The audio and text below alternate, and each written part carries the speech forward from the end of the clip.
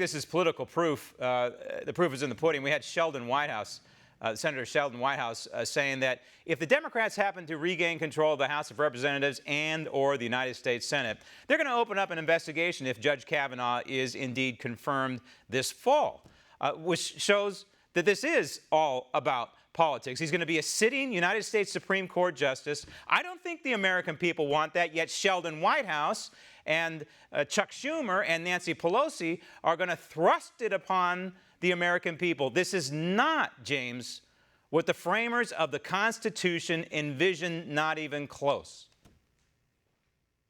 Well, thanks for having me. And look, I just want to start by acknowledging how terrible and difficult this situation must be, not only for Brett Kavanaugh and his family, and also for Dr. Ford and her family and everyone else involved. I think too often we jump straight to motivations, and I do think, and I do agree with you, that the motivations here for a large number of people, particularly in the Senate, do seem clear.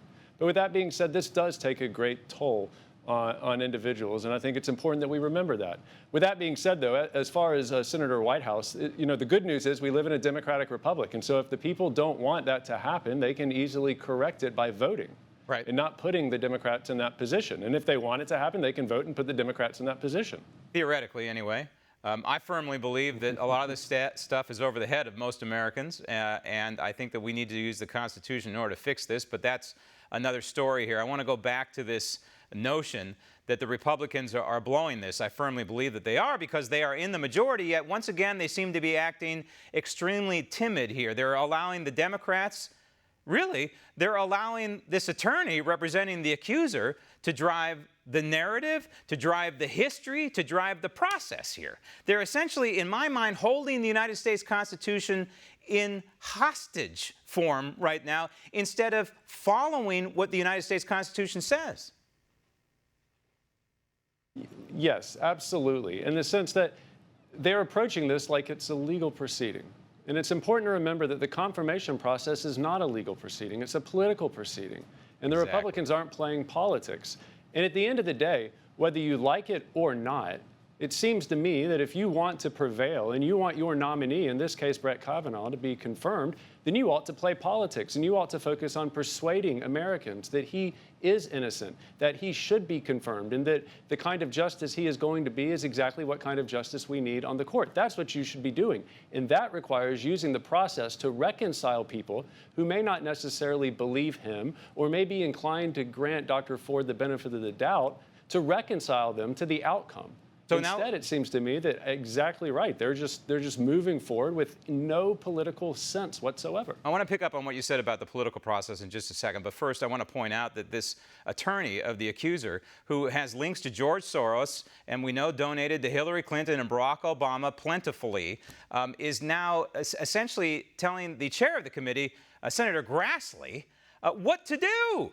Right down to, the format of who's going to be questioned first and who is going to be asking the questions. They're asking for an attorney, a specific attorney chosen by the committee.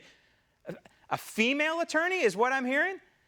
This is a complete and total disintegration of the process, which you said is political, and I disagree with you, James, respectfully. It's not a political process. It was never meant to be a political process. It was meant to be a constitutional process. And I think we're speaking past each other on terms. I equate political process with the processes established by the Constitution. And Article 2 of the Constitution gives the Senate a co-equal role in the process of confirming justices to the United States Supreme Court. The Senate can decide however it wants to perform that role.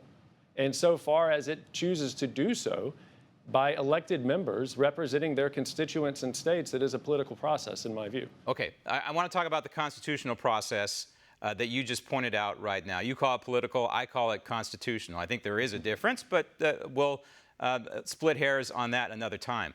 Article 2, Section 2 reads, "The President shall nominate and by and with the advice and consent of the Senate shall appoint judges of the Supreme Court and all other officers of the United States." They are bastardizing, and I believe the Republicans are complicit here. I think both sides are allowing the United States Constitution and this facet of it to be bastardized. And the fact is, it wasn't until 1916 that committees even formed to look at Supreme Court nominees, and it wasn't until 1937 that an actual Supreme Court nominee sat before one of these committees. Want to see more videos like this? Click on the link below and subscribe to One American News on YouTube, and call your cable provider and kindly demand that One American News is added to your lineup. Call and subscribe today.